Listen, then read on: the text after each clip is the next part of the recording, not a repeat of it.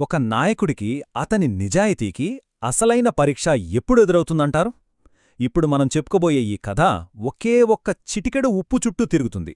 కానీ గొప్ప పాలకులకు ఎలాంటి లక్షణాలు ఉండాలో చెప్పే ఒక శాశ్వతమైన పాఠాన్నిది మనకు నేర్పుతుంది. మనం ఈ కథను సచిత్ర బాలకథాయే అనే పుస్తకం నుంచి తీసుకున్నాం. పేరుకు ఇది పిల్లల కథే అయినా ఇందులో ఉన్న సందేశం మాత్రం చాలా లోతైనదే. సరే, ఈ కథలోకి వెళ్లే ముందు ఒక ప్రశ్న. ఒక పాలకుడు చేసే చిన్న పొరపాటు, చాలా చిన్నది, ఒక పెద్ద అన్యాయానికి ఎలా దారితీయగలదు? ఈ కథ సరిగ్గా ఇదే మనకు చూపిస్తుంది. సరే, కథలోకి వెళ్దాం.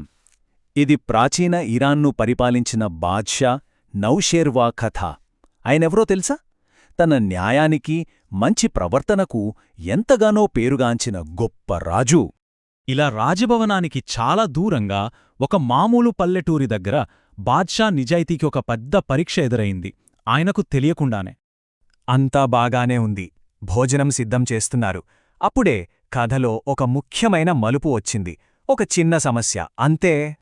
సరే, సమస్య అయితే వెంటనే తీరిపోయింది. కాని ఆ సేవకుడు ఉప్పు తీసుకుని తిరిగి రాగానే బాద్షా అతన్ని గమనించి ఒకే ఒక ప్రశ్న వేశాడు. చూడండి, బాద్షాకు ఆ ఉప్పు ఎంత అన్నది ముఖ్యం కాదు, దాని వెనుకొన్న సూత్రం, ఆ విలువ ముఖ్యం. అందుకే ఆయన చాలా సూటిగా అడిగారు. ఇక సేవకుడు ఏమనుకున్నాడంటే, అంత కొద్దిపాటి ఉప్పుకి డబ్బా అని చాలా తేలిగ్గా తీసుకుని సమాధానం చెప్పాడు. ఆ సమాధానం వినగానే బాద్షా ముఖం మారిపోయింది. ఆయన చాలా గంభీరంగా, నిశ్చయమైన స్వరంతో ఒకే ఆజ్ఞ ఇచ్చారు. సరే, ఆ తరువాత బాద్షా ఊరికే ఆజ్ఞ వేసి వదిలేయలేదు.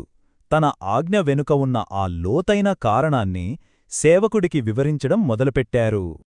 ఆయన ఏమన్నారంటే, చూడు, అన్యాయం ఎప్పుడూ ఇలాంటి చిన్న చిన్న విషయాలతోనే మొదలవుతుంది.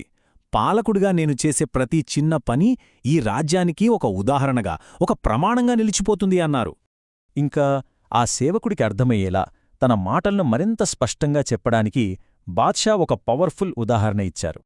ఒక రాజు తన అధికారాన్ని అడ్డుపెట్టుకుని ఒక పండ్ల తోట నుండి కేవలం ఒక్క పండును ఉచితంగా తీసుకుంటే ఏం జరుగుతుందో తెలుసా? దాని పర్యవసానం ఎంత భయంకరంగా ఉంటుందో ఆయన వివరించారు. ఆయన చెప్పిందేంటంటే, రాజుకే పర్వాలేదు కదా అనుకుని ఆయన సిబ్బంది ఏకంగా ఆ తోట మొత్తాన్ని పెకిలించి నాశనం చేస్తారు. చూశావా, ఒక చిన్న అన్యాయం ఎంత పెద్ద వినాశనానికి దారితీస్తుందో అని హెచ్చరించారు. ఇది కేవలం చెప్పిన మాటలు మాత్రమే కాదు. షేర్వా ఈ సూత్రాన్ని తన పాలనలో అడుగలుగునా పాటించారు. నిజానికి ఇదే ఆయన గొప్ప వారసత్వానికి పునాది వేసింది. అవును, అంత చిన్న విషయంలో కూడా న్యాయం వైపే నిలబడాలనే ఆయన నిబద్ధతే ఆయన పాలన అంతకాలం వర్ధిల్లడానికి అసలైన కారణమన్నమాట.